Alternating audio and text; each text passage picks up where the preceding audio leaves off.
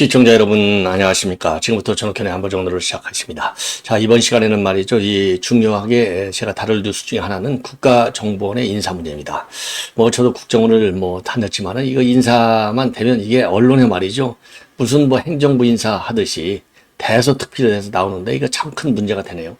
자, 그렇다고 이렇게 이제 동아일보가 단독 보도하고 있어요. 그럼에도 불구하고 이제 어차피 이게 보도가 됐고, 특히 최근에 이제 윤석열 대통령 정부가 들어서고 나서 매우 이례적으로 말이죠, 윤 대통령이 사인한 1급 고위 관리들의 정보관들의 인사를 갖다가 실국장들, 또 대통령이 뒤집는 이런 사상 초유의 일까지 벌어졌어요. 그리고 여러분들 잘 아시다시피 바로 전직 지금 현재는 이제 도태용 원장 체제고, 전에 이제 김기현이가 원장할 때 또 인사 문제 때문에 많은 논란이 있어가지고 또 물러났잖아요. 그러다 보니까 이번에 이제 조태용 원장이 작년 연말에 들어섰는데 그 이후로 제일 큰 규모로 인사를 한다는 겁니다. 그래서 요 내용이 동아일보에 아주 상당히 비교적 실명들은 나오지 않았지만은요, 실명은 나올 수가 없겠죠. 자, 그래서 이 인사 규모와 이 성격에 관해서 동아일보가 단독으로 보도하고 있는데요. 요 내용을 여러분께 전해드리도록 하겠고, 그 다음에는요, 이번 시간에는 이제 이 정청래 법사위를 집중적으로 분석해 드리겠는데, 우선요, 지금 이제 이 뉴스에 나오고 있는, 지금 이제 정청래 법사위 위원장의 그야말로 막무가내적인 행태. 제가 또 누차 얘기했잖아요. 설명이 필요 없죠. 정청래. 그러면, 훌륭한, 정치인이야. 이게 아니고, 저는 못된 인간이 어떻게 무슨 법사위원장까지 해먹고, 사선이나 해먹나. 정말 대한민국 좋아요. 딱 요걸로 대변이 되지 않습니까? 자, 그런데 말이죠, 이거와 관련해서 이 어제 있었던 막무가내식 이 운영, 이거에 관해서 주진우 의원, 주진우는 이제 친윤으로 돼 있었죠. 예, 그런데 이제 주진우 의원이 이제 검사 출신이니까 법에 대해서는 얼마나 많이 알겠어요? 당연히. 그래서 이 정청래 위원장의 잘못된 지점을 갖다가 조용조용하게 딱 지적하고 있어요. 그리고 이제 곽규택 의원도 마찬가지. 둘 다 이 법률가들이니까 잘 아는 것이죠. 그리고 오늘 마침 말이죠, 이 조선일보의 박종훈 논설실장이 정청래를 비판하는 칼럼을 썼습니다. 자, 이 정청래 막무가내로 말이죠, 이런 운영을 하고 정말 자질과 인격 면에서 전혀 국회의원을 그만두고 위원장을 할 수가 없는데 왜 이렇게 승승장구하고 있느냐. 더군다나 운동권들도 지난번 총선 때 다 죽어버렸는데, 자, 그래서 이 묘책은 어디서 나오느냐? 정청래가 말이죠, 판세를 읽는 눈이 뛰어나다는 겁니다. 그래서 지금은 어떤 판세냐? 무조건적으로 이재명의 그야말로 찐명가 노래를 부르면 된다. 그래서 지금 이 정청래가 위원장이 돼가지고 막무가내로 방탄하기 위해서 충성 맹세를 하다 보니까 이 정말 비판 정도가 아니라 잘라내야 될 이런 상황이 아닌가. 예, 이런 내용까지 나오고 있다는 거예요. 그래서 박정훈 논설실장의 칼럼도 전해드리겠고요. 그리고 이제 현황, 이제 정청래를 지적하는 주진우, 그 다음에 이제 곽규택, 요 두 의원의 질문 내용도 함께 전해드리도록 하겠습니다. 자, 그러면요, 거기 이제 이 메인 뉴스에 들어가기 전에 여러분들 잘 아시겠지만 이제 사흘간의 매우 이례적인 청문회가 끝났어요. 근데 이게 보니까 청문회로 끝난 게가 아니고 다시 8월 2일 날 현안 질의할 때 지금 이진숙 지금 임명 바로 되겠죠, 이제 열흘 지나면. 자, 그래서 이제 8월 2일 날은 임명이 돼서 다시 현안 질의에 나올 가능성도 있다. 그래서 또 제2탄이 기다리고 있다. 이렇게 지금 알려지고 있고요. 그래서 그리고 이제 이번 3일간 청문회를 통해서 아주 탈탈 털었지만 말이죠, 이진숙 후보자가 아주 잘 버텨냈어요. 자, 그래서 핵심적으로는 이제 이 법카, 그 다음에 자녀의 출입국 관련 자료, 주식 매매 자료, 왜 이런 거를 내놓지 않느냐. 그래서 청문회가 이틀 청문회를 마쳤는데 자기네들끼리 해서 강행해서 3일간 청문회를 했고요. 어제까지 끝났는데 어제는 그야말로 이 최민희의 무능과 무식, 그리고 무도함을 우리가 봤어요. 뇌가 이상하다 라고까지 인신모욕성 발언해서요. 지금 이제 이진숙 후보자가 강력하게 사과를 요구했는데 최민희가 사과를 할 인간입니까? 아니죠. 넘어가는 거죠. 지가 위원장이다 이거죠. 예, 그래서 일단은 이제 마무리가 됐는데, 자, 청문 보고서 부적격으로 또 쓰겠죠. 당연하죠. 예, 합리적 사고가 결여되어 있으니까. 자, 그러고요. 이제 한국갤럽에서 여론조사한 건 어제 다 나왔는데요. 어제 이제 나오지 않은 내용 중에 오늘 지금 나오는 것이 대통령 차기 후보자로서 지금 누가 몇 프로인가 딱 봤더니요. 누가 좋냐? 그랬더니 이재명이가 여전히 1등인데 22%고요. 한동훈 대표가 19%로 급 추격을 하고 있습니다. 그래서 지난번 총선 전후로 해서는 한 5%에서 10% 사이로 차이가 났는데 이제는 오차 범위 내로 줄어들었어요. 그리고 민주당 지지 중에서는 55%가 이재명이를 지지하고 있고 국민의힘 지지자 중에서는 48%가 지지를 하고 있어요. 그리고 지역별로 보면은요, 이재명이는 서울에서 17%, 인천, 경기 24%, 호남에서 46%입니다. 그리고 이제 한동훈 대표의 경우에는 충청권에서 23%, TK에서 24%, 부울경에서 28%의 지지율을 받고 있고요. 연령별로 보면은요, 이재명이는 이제 젊은 층, 20, 30, 40, 50까지 지지율이 높아요. 그래서 제일 높은 지지층은 역시 40대 37%, 그 다음에가 50대 35%, 30대가 21%, 그리고 20대가 11%고요. 그리고 이제 한동훈 대표의 경우는 60대가 33, 70대가 39. 자, 그래서 중수청 하잖아요. 그래서 이제 한동훈 대표는 역시 이제 청년들에 대한 지지가 상당히 낮기 때문에 이거를 어떻게 극복하느냐. 요게 다음에 대선 카드로도 성공할 수 있냐, 아니면 좀 어려움을 당할 수 있느냐. 여기에 갈림길에 와 있지 않나 이런 생각이 들고요. 그리고 조국의 경우에는 5%로 3위를 기록하고 있고, 그리고 이준석, 홍준표, 원희룡은 각각 3%, 그리고 오세훈은 2%, 안철수는 1%입니다. 자, 이 정도로 이제 말씀을 드리고, 지금 이제 민주당이 아주 비상에 걸렸는데요. 왜냐? 지금 민주당의 지지율이 계속 떨어져요. 민주당의 지지율이 계속 떨어다 보니까 요거를 제1선에서 제일 세게 공격하고 있는 사람이 지금 이 김두관 후보가 되겠습니다. 김두관 후보는 이제 당 대표 후보로 나왔으니까 공격하기도 아주 좋은 여건을 가지고 있다고 볼 수 있는데요. 자, 그래서 최근에 말이죠.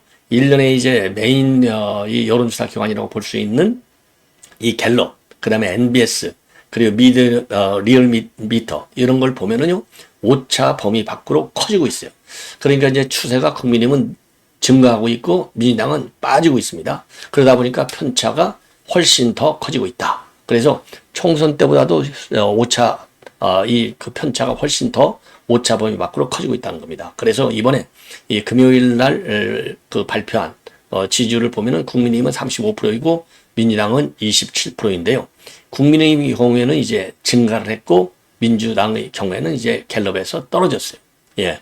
모든 게 그런 형태로 가고 있어요. 그런 패턴으로. 그리고 이제 목요일 날 나오는 NBS 여론조사를 보면은요. 국민의 경우에는 6%가 올라서 36%, 그리고 민주당은 2%가 빠져서 25%가 되는 겁니다. 그래서 양당 지지율 격차가 11%로 너무 크게 벌어졌어요. 그래서 금년도에 진행된 15차례 NBS 조사 중에서 격차가 제일 크게 나왔다. 그리고 지난 18일에서 19일간 조사한 리얼미터 이 조사를 보면은요. 국민의힘은 42.1이고 민주당이 33.2. 그래서 오차 범위 바뀐 8.9%가 되겠습니다. 자, 그래서 이게 그러면 현상이 왜 나타나느냐? 이제 해석이 정치권에서 다양하다고 하는데요.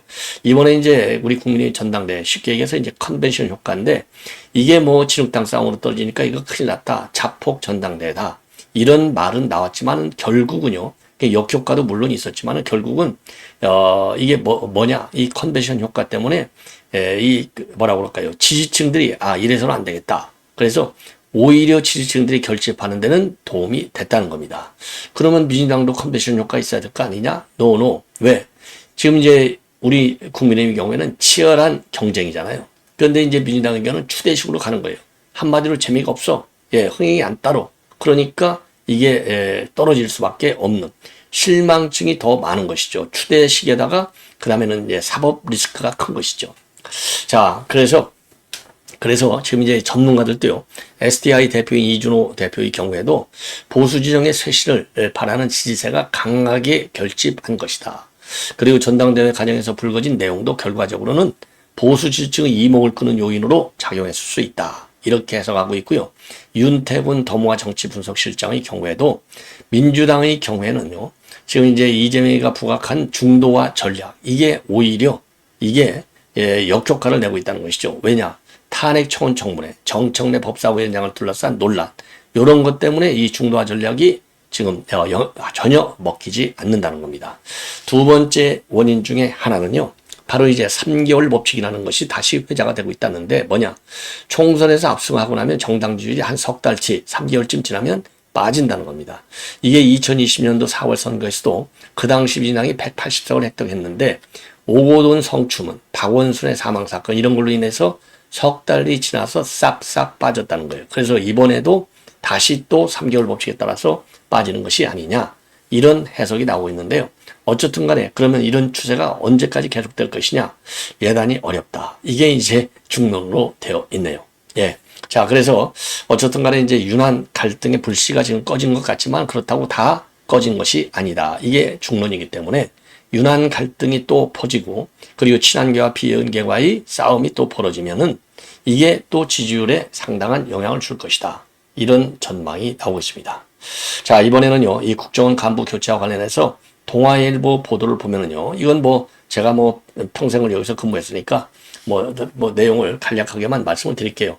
자, 우선요, 규모가 크다는 것입니다. 자, 그래서 이번에 간부는 한 간부 100여 명 이상이 교체되는 대규모 인사를 할 것이다.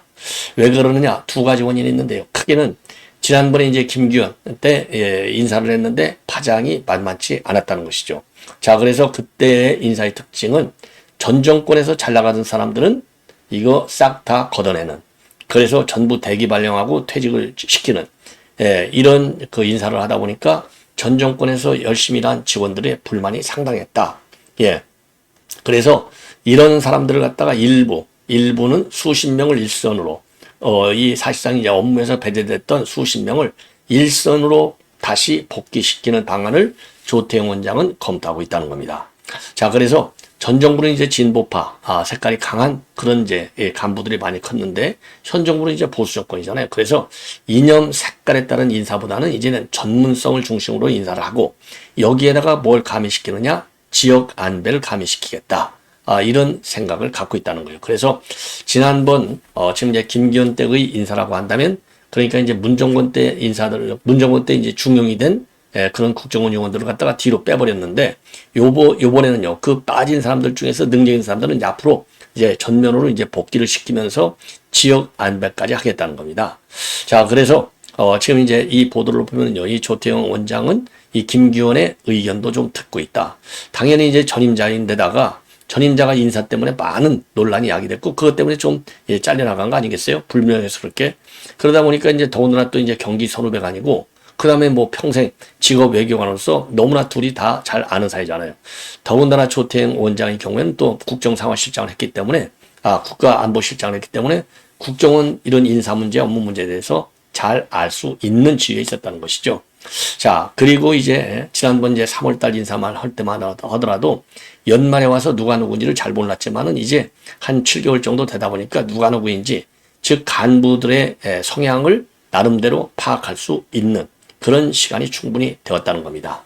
그 다음에 또 하나 이제 크게 하지 않을 수 없는 것이 이번에 수미 태리 사건 요것 때문에 또 인사도 커진다. 왜냐면은요 김기현 때 있을 때 이게 이제 그 원세훈 때부터 아주 못된 인사가 됐는데요. 저 지방에서 영어 하나도 모르는데 워싱턴에 보내요. 이거 원세훈이 같이 무식한 인간이 그렇게 인사를 한 거예요. 그런데 김기현 때도 이런 인사가 또 있었다. 예. 한마디로 이제 지나치게 코드 인사에 집중됐다는 것이죠. 자, 그래서 이번에는 아까 말씀드린 대로 업무의 전문성, 그 다음에 이제 지역 안배, 이런 것들을 고려해서 인사를 하겠다. 이렇게 지금 이제 동아일보가 단독으로 보도하고 있습니다. 자, 그런데 말이죠. 우리 직원들을 갖다가, 이념에 따라서 이렇게 딱 전 정부 인사권들을 갖다가 전 정권 인사를 싹 다 물갈이하는 이런 인사는요, 사실상 이종찬이가 시작한 거예요. 그래서 이종찬이가 그렇게 해서 인사를 하는 바람에 한 4,500명 정도가 이제 잘려나가고 그 잘려나간 국정원 요원들이 집단 소송까지 제기를 했고요. 상당수가 법원에서 승소 판결을 받았죠. 그러면서 그 당시 이제 국사모라고 하는 전직 퇴직 요원들의 단체가 만들어졌어요. 인사투쟁을 위해서. 그래서 이제 최초의 이 야그씨는 이종찬이가 만들어 놓은 거나 마찬가지예요. 자, 그래서 그럼에도 불구하고 그 이후로 계속 지금까지 거의 매 정부 때마다 말이죠.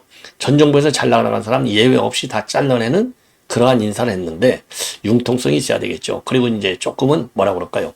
아니, 저 같은 경우도 뭐 중앙정부 때 예, 박정희 대통령 때부터 들어가지고 평생을 근무했는데 예, 아니 전들 뭐 이념이 없습니까? 저도 뭐 여러분들 잘 아시다시피 저도 보수적인 색깔을 갖고 있잖아요.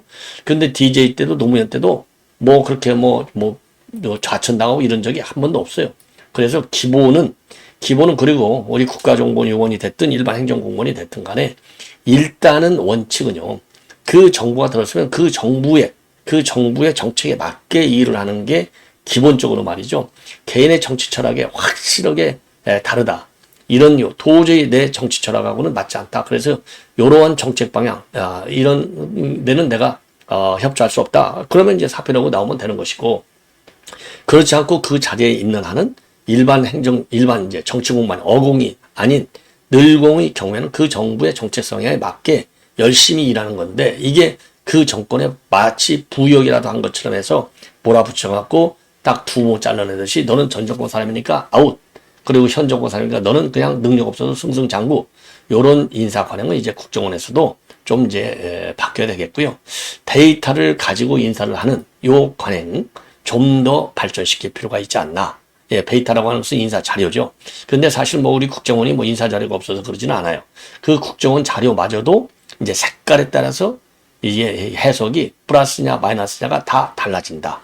이런 것 때문에 지금 인사 파동은 매 정권이 들었을 때마다 계속되는 것이 아닌가 이렇게 생각이 듭니다.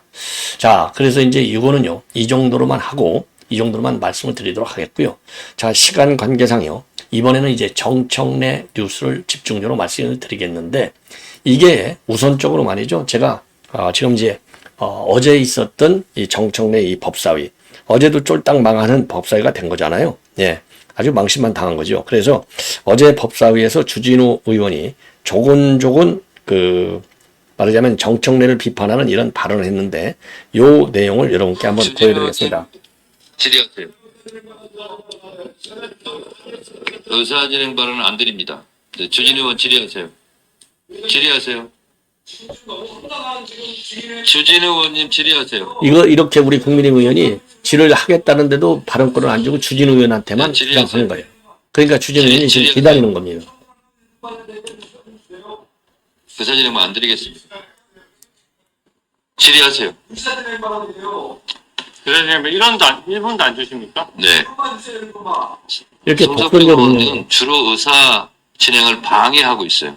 안 드립니다. 지금 벌써 주진우 의원 질의를 계속 방해하고 있잖아요. 질의하세요. 자, 그러면은 제 질의 시간 이용해서 제가 의사진행 발언하겠습니다. 하도 시간을 안 주니까 어쩔 수 없군요. 지금 법사위에서 위원장님 발언 시간을 한번 재보십시오. 다른 위원회도 다른 상임위도 많은데 이렇게 위원장님이 많은 발언을 하고 매번 증인 때마다 저희 국민의힘 의원들이 질의할 때마다 마지막에 끼어들어서 또 질문하고 편파적으로 그 대답 내용을 정리하고 이거는 반칙입니다. 분명히 문제가 있습니다. 만약에 위원장님이 질의를 하시고 싶으신다면 위원 자격으로서 시간을 받아서 하시면 되거든요. 근데 이게 매번 질의할 때마다 국민의힘에서 한번 질의했을 때 한 번 더 하시고 민주당 의원들 질의했을 때 증인이 좀 민주당에 유리한 증언을 했다 싶으면 또 끼어들어서 한 번 더 하시고 이거는 국민들께서 다 보고 계시는데 용납될 수 없는 편파적인 진행이라고 생각합니다. 그리고 위원장님께 좀 부탁드리는데요. 좀 법사위를 좀 더 품격 있게 이끌어 주십시오. 지금 아까 제가 증인들 그거는 하는 내용도 있는데요. 송석준한테 얘기하세요. 술을 아까 이런 증언까지 했어요. 군 통수권자로서 술을 많이 먹어서 뭐 탄핵 사유가 된다든지 그거 확인된 것입니까? 그리고 뭐 새벽에 외곽 남자와 저렇게 카톡을 주고받는다는 등 뭐 이런 얘기까지 했어요. 그리고 뭐 부부 관계가 있니 없니 이게 지금 대한민국 대통령 그래도 국가 원수로서의 지위를 가지고 대통령 부부에 관한 논의를 하는데 이렇게 코미디 같은 청문회 하면서 증인들 가지고 그렇게 비아냥거리고 조롱하면서 국민들이 다 보고 있습니다. 이렇게 하는 건 아니죠. 그리고 최재형 목사 여러 가지 말씀하셨는데 기본적으로 믿을 수 없는 분입니다. 도이치모터스 아까 그 카톡에서도 보셨죠? 도이치모터스 사건 관련 보도를 선동질이라고 하면서 환심을 사는 거예요. 그리고 처음에 접근할 때부터 돌아가신 선친에 대한 추억 얘기하면서 그 선친과의 관계 잡으면서 절대나 나 믿으면 된다는 식으로 하면서 카톡 절대로 공개 안 할 테니까 걱정하지 말라고 위로해주는 척 하면서 계속 쇼하면서 1년 이상의 관계를 가져왔던 분 아닙니까? 그런 분이 하는 증언에 대해서 무슨 신빙성이 있나요? 저는 전체적인 신빙성이 너무 떨어진다고 생각하고요. 기본적으로 저 경위나 이런 것도 지금 명품백 받은 거 인정하고 대통령이 사과까지 했습니다. 근데 그 명목이나 그 내용 경위가 중요한 거예요. 근데 그 내용이나 경위를 보면 본인은 금융위원회 확인되지도 않는 거 지금 영상도 이 정도에서 본인이 말이죠. 금융위원회 인사관계에 주고받는 내용 의원이 들었다. 지금 강력하게 금융위원회 비판을 하고 위원 있고, 누굽니까? 그래서 그 다음에 바로 인사가 이루어졌나요? 아무런 정보도 없고 누가 통화했는지도 모른다고 하면서 이 주식 관련된 전문가인가요? 저 차트 띄워놓고 주가 조작 기간인데 근데 소환 적들 전부 차트 띄워놨던 것들 전부 중앙지검 그 기록에 다 들어가 있는 내용이에요. 수사 전문가들인 그 검사들이 다 보면서도 왜 소환조차 못했겠습니까? 그것만 가지고는 주가 조작이 안 된다고 본 겁니다. 전문가가 판단하는 거. 네. 자, 이렇게 해서 말이죠. 예, 지금 이제 주진우 의원이 제대로 지금 그 정청래를 직격하고 있는 상황이 되겠습니다. 자, 그러면 말이죠. 지금 이제 정청래와 관련해서 박정훈 논설실장이 쓴 요 칼럼을 간략하게 좀 소개를 해드리겠는데, 이 제목이 말이죠. 운동권 잔당 정청래는 왜 빌런이 됐나, 악당이 됐냐, 이거 말이에요. 한마디로 해서 이 권력 향배, 너무나 잘 읽는 귀신같이 잘 읽는단 말이에요. 이게 탁월하다 보니까 지금 운동권 본류들이 지난번에 이제 공천도 학살 다 당하고 다 죽었는데 정청래만 살아남았다는 겁니다. 살아남은 비결이 지금은 이재명의 명비허천가만 부르면 살아난다. 그래서 수단 방법을 가리지 않고 지금 이제 이 법사위를 갖다가 지 마음대로 막무가내로 지금 운영하면서 지금 이재명한테 점수를 따고 있다. 요 점을 직격하고 있어요. 자, 그래서 요 칼럼 말이죠. 좀 결론이야 뭐 우리가 다 아는 거 아니에요? 그래서 이 정청래가 어떤 인간인지, 어떻게 지금 정치판을 들어왔고, 어떻게 해서 지금 점수를 따고 있는지 자세하게 제가 좀 인용을 많이 해드리겠는데요. 자, 개원 즉시 전면전이 벌어진 22대 국회에서 논란의 중심에 선 인물이 바로 사선 정청래다. 이재명 호위무사를 자처하는 법사위원장에 기용되자마자 법사위를 화양연기 자욱한 정권 공격의 전투 현장으로 만들었다. 그래서 탄핵 부르기를 띄우고 검찰을 겁박하는 무대로 상임위를 활용하고 이재명의 사법리스크를 방어하는 방탄수 역할을 해내고 있다. 그리고 정청래가 논란을 부른 것은 거침없는 폭주 때문인데 합의의 관행, 품격과 절대 따위는 개나 주라는 식의 일방적 회의 운용으로 법사위를 매번 난장판을 만들고 있다. 증인을 조롱하고 비아냥거리고 인격을 후회파는가 하면 동료 의원에까지 독서를 퍼붓으면서 22대 국회 최고의 뉴스 메이커로 떠올랐다. 그래서 제가 이미 말씀드렸잖아요. 법사위 정청래 나오면 맨날 난장판이 따라붙는다고요. 똑같아. 그리고 법사위원장으로서 그 행태는 질서 파괴자에 가깝다. 국회가 시행착오를 겪으며 쌓은 관행의 규범을 무너뜨리고 내 마음대로 한다는 식의 독주를 거듭하고 있고 여야 간사 선임조차 건너뛴 채 방송 3법을 통과시키고 우위법 논란을 뭉개고 대통령 탄핵용 청문회를 강행했다. 국민청원을 이유로 청문회를 여는 것부터 의정사상 처음이고 대중 압력에 휘둘리지 않기 위해서 청원인 요건을 채워도 자제하던 그간의 관행을 하루아침에 뒤집었다. 그 의원동은 저질 시비를 부를 만큼 고압적이고 폭력적이고 증인을 윽박지르고 호통치고 인격적 모욕을 선언하고 있는데 증인들이 반박하면 위원장이 그렇게 생각한다는데 토달지 말라. 또 어디서 그런 것을 배웠냐 식의 막말을 퍼부었다. 태도가 불성실하다면 회의실 밖 복도로 10분간 퇴장 명령까지 내렸는데 교사가 초등학생 벌주는 모습과 다르지 않고 아무리 국회의 갑질이 심하다고 하지만은 구악도 이런 구악이 없었다. 언어 폭력은 동료위원회까지 향했는데 여당 간사가 의사일정 문제를 제기하니까 성함이 어떻게 되냐고 시위 걸고 기가 막혀 쳐다보는 의원에게는 왜 째려보냐며 발언권 정지를 협박했다. 여당 의원이 존경 아픈 정청래 위원장이라고 부르자 국회법을 들먹이며 주의 경고나 퇴장도 시킬 수 있다고 엄포를 놓았다. 어쩌다 완장탄 수하가 칼을 휘두르고 싶어 안달난 모습과 같았고 유치하고 치졸했다. 그 다음에요. 상식을 넘는 그의 복주는 운동경 정론과 무관치 않을 것인데 이 정청래가 몸담았던 1980년대 학생 운동권은 권위적이고 폭압적인 분위기가 지배했고 상대를 악으로 모으는 이분론, 나만 옳다는 정의 독점, 독단적이고 과격한 폭력성으로 특징되는 운동권 DNA가 정치에 입문한 86세대에게 고스란히 전수가 됐다.